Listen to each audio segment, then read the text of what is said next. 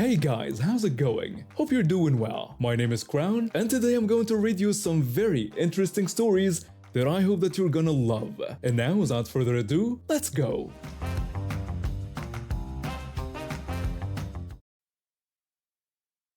My husband and I moved into our house back in 2018. We're in our late 30s and 40s respectively, and after years of saving, we were excited to finally have our own place. The house was perfect. Well, almost perfect. We had a neighbor who would eventually turn our peaceful life into a soap opera. She lived on the cross street, but her backyard was right next to our driveway. At first, everything was fine. We'd wave hello, exchange pleasantries about the weather, and go about our business. You know, normal neighbor stuff. We even maintained what we thought was our property line, about 3 feet beyond our driveway, without any issues for years. Then her husband passed away around 2020. That's when things started to change. She hired this lawn service company, and the workers would show up at 7 a.m. sharp, using our driveway as their personal thoroughfare. Picture this. You're sound asleep and suddenly there's a lawnmower roaring literally 10 feet from your head. My husband finally had enough and confronted the lawn guy one morning. He told the guy that this was our driveway, not a convenient shortcut for their use. The lawn guy apologized, but oh boy, did that set our neighbor off. From that day forward, she acted like we'd committed some terrible crime by wanting privacy on our own property. Things escalated when my teenage kid was raking leaves near what we thought was our property line. She came storming out of her house, screaming at my kid to get the leaves off what she claimed was her lawn. When my kid tried to explain that we thought our property extended from the telephone pole over, she just snapped back that we were wrong. I tried to extend an olive branch when I saw her struggling with yard work one day. I called out to her twice, asking if she needed any help. She didn't even turn around, just barked out a harsh no like I'd offered to set her house on fire. The situation hit peak absurdity when my husband was cleaning our trash bins. He dumped the dirty water near the street where there are storm drains. She came charging out like we were dumping toxic waste, screaming that we couldn't do that. My husband, fed up with her attitude, told her that he wasn't some kid she could yell at and to leave him alone. A week later, she hired a surveyor. Plot twist: the survey showed she actually owned less land than we thought. The property line was on the other side of the telephone pole, giving her about 5 feet less than she'd been claiming. Instead of accepting reality, she doubled down on the crazy. One evening, while I was loading my husband's car for his night shift, I caught her and some man just standing at her window, staring at me like I was putting on a show. When my husband went out to his car, the man came storming over, accusing us of harassing her. My husband, just trying to get to work, told him to back off. The police got involved that night. The end result? She and her mystery man got banned from our property, and my husband got banned from hers. She cried to the police about our security cameras spying on her, but the officer shut that down quick, telling her we could have 100 cameras if we wanted. Then things got really entertaining. She had the city survey her property, again, cut down this massive bush that had always been there, and her daughter installed a security camera pointing right at our garage and backyard. My husband's response? He's planning to install 3 more cameras on that side of the house. You know, just to keep things interesting. Now she spends her mornings at 6 a.m. watching me put out the garbage from her window. I wave sometimes just to be neighborly. This whole drama started because we didn't want strangers using our driveway as a shortcut. Now we've got front row seats to her daily surveillance show. And the property line dispute she started proved she had even less land than everyone thought. I guess some people just can't handle being wrong. But hey, at least we've got plenty of footage of her watching us watch her watching us. Maybe we should start a YouTube channel. I've been a surgeon for over 15 years now, and I've seen my fair share of trauma cases. Working in a small community hospital means you get to know your patients pretty well, which can be both a blessing and a curse. Sometimes you see things that don't add up and you have to make tough calls. This is one of those stories. It was a regular Tuesday morning when they brought in this teenage kid, maybe 14 or 15. The emergency department chart said it was a full, but something felt off right from the start. I've treated plenty of falls. This wasn't one of them. The injuries were all wrong. Bruises in various stages of healing, some fresh cuts, and what looked like defensive wounds on his forearms. His medical history showed multiple emergency room visits over the past year, all at different hospitals in the area. Red flags everywhere. When I went to examine him, his stepmother was hovering around like a vulture. She kept insisting that he was just clumsy, trying to explain away his injuries by saying he was running down the stairs and fell. She used that typical dismissive tone, saying, "I should know how teenage boys are." The kid wouldn't make eye contact with me or her. His body language screamed fear. I told her I needed to examine her stepson privately, citing standard procedure. She protested, arguing that as his guardian, she should be present. I explained that hospital policy requires private examinations for all teenage patients. She wasn't happy about it, but she couldn't argue with hospital policy. Once she left, I could see the kid physically relax. I gently asked him to tell me what really happened. He stuck to the fall story, his voice barely a whisper. I told him that I'd treated many falls before, and they usually don't leave marks like these. He just stared at his hands, picking at his nails. I assured him that whatever he told me would stay between us unless he was in danger, in which case I'd have to help. It was my job. Over the next few days, I made sure to check on him frequently. I noticed how he'd tense up whenever his stepmother or father visited, how he'd barely speak when they were around. The nurses noticed too. On the third day, I brought him some chocolate from the vending machine.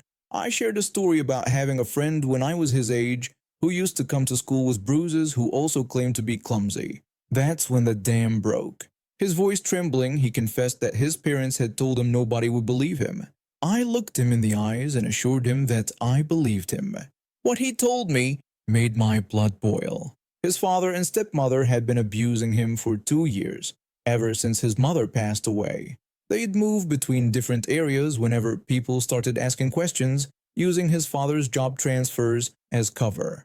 When I asked if he'd be willing to tell this to someone who could help, he revealed their threat to hurt his little sister if he ever told anyone. I promised him we could protect both of them. I contacted Child Protective Services immediately and called in some favors with a detective I knew from previous cases. Within hours, we had a full investigation running. The sister was quietly removed from school by Child Protective Services before the parents were even notified of the investigation. The stepmother showed her true colors when she realized what was happening. She started screaming about how he was lying, insisting they were upstanding members of the community. When I pointed out that the evidence suggested otherwise, she threatened to have my medical license revoked, claiming I had no right to talk to him alone. I told her that I had every right and duty to do so. The investigation uncovered a trail of abuse across 3 states. They'd been moving every time someone got suspicious, but not this time. The detective found their previous addresses, contacted local authorities, and built a solid case. Both the father and stepmother were arrested. The evidence was overwhelming. Medical records from different hospitals, witness statements from previous neighbors and teachers, and finally, the kids' testimonies. The patient's maternal grandparents, who'd been trying to locate them for 2 years, were found. Turns out the father had cut off all contact with them after their daughter's death. They were horrified to learn what had happened and immediately sought custody. Today, both kids live with their grandparents in a different state. I still get updates occasionally through the social worker who handled their case. The patient is doing well in therapy, making friends at his new school, and finally getting to be a normal teenager. The father and stepmother are serving long sentences. The prosecutor was skilled at presenting the pattern of abuse and the calculated way they moved around to avoid detection. Sometimes I think about how many times this kid went to different emergency rooms, how many doctors saw the signs but didn't push hard enough. It reminds me why we can't just treat the injuries we see. We have to look deeper when something doesn't feel right. I've been bartending for about 5 years now, working my way through different establishments until I found my current spot at this cozy neighborhood bar. It's the kind of place where regulars become family, and we pride ourselves on maintaining a safe, welcoming atmosphere. I started here after finishing my degree in business management. Figured I'd learn the ropes from the ground up since my dream is to own my own place someday. The incident I'm about to share happened just last night, and honestly, I'm still processing how quickly things escalated. It was a busy Friday night, the kind where you barely have time to catch your breath. I'd been on my feet for almost 10 hours straight, but I was still in a great mood. Something about the energy of the crowd just kept me going. It was around 12:30 in the morning and I was starting my closing routine on one side of the bar while still serving customers on the other. In our state, last call is at 1 o'clock and we take our liquor laws seriously. One violation could cost us our license and I wasn't about to risk that. That's when this guy walked in with his friend. Following protocol, I greeted them cheerfully, asking how they were doing and requesting to see their ID real quick. The guy slumped onto the bar stool, and immediately I could tell something was off about his demeanor. He responded with a hostile comment about how I didn't really care about how he was doing. His tone caught me off guard. It was dripping with hostility, which made no sense given I'd just greeted him warmly. I tried to explain my confusion, mentioning that I had just asked about his well-being while requesting his ID, but he cut me off before I could finish. He repeated his accusation more aggressively, insisting that I didn't care about his well-being.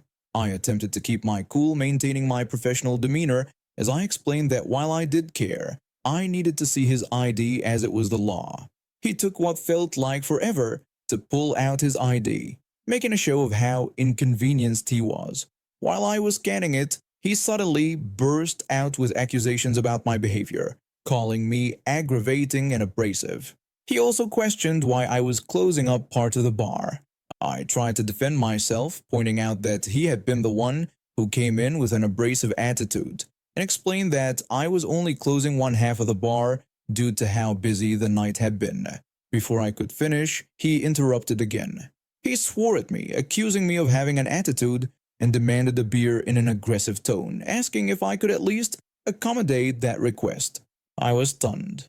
In my years of bartending, I'd dealt with difficult customers before, but this guy was something else.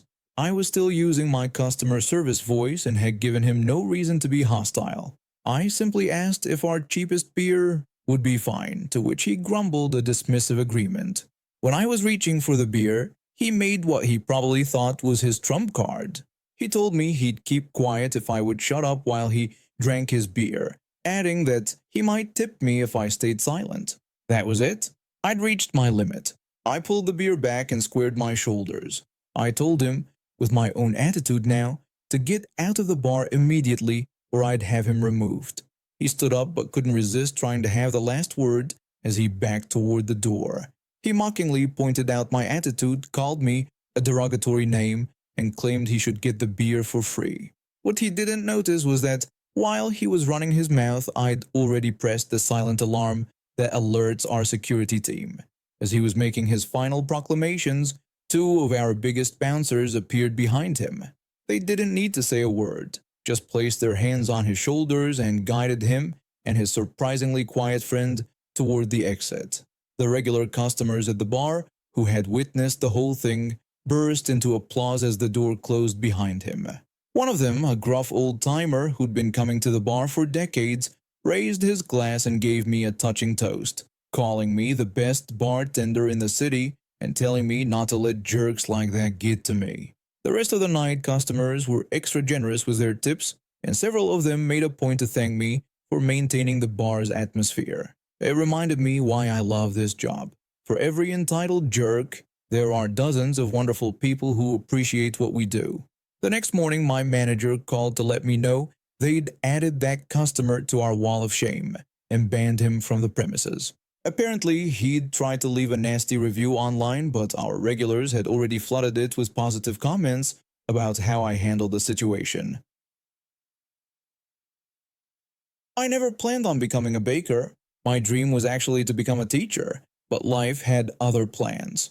When my mom got sick 3 years ago, I had to drop out of college to help with bills. My aunt owned this small bakery downtown and she offered me a job right away. What started as a temporary solution turned into something I genuinely loved doing. Last year, we hired this new girl at the bakery. She is deaf, and I noticed right away how patient she was with customers who sometimes got frustrated when they realized they had to write things down to communicate with her. She never lost her cool, always smiling and writing everything clearly on her notepad. A few of my co-workers knew some basic American Sign Language, so they could communicate with her somewhat. But one day, I noticed her on a video call during her break using signs that looked different from what I'd seen before. She was smiling so widely, laughing silently as she moved her hands in patterns I didn't recognize. Later, I found out through another co-worker that she was from the Philippines, and she was using Filipino Sign Language with her family. That's when I got the idea to learn Filipino Sign Language.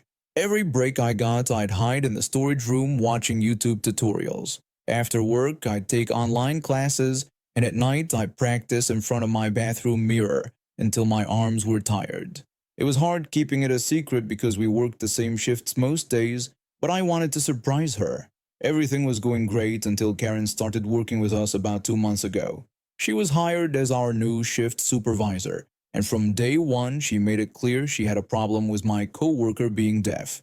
One day Karen complained about having to accommodate my deaf co-worker, claiming it was slowing everything down. When I pointed out that she was actually one of our fastest workers, Karen just scoffed and said she found it unprofessional when my co-worker used her hands to talk to family during breaks.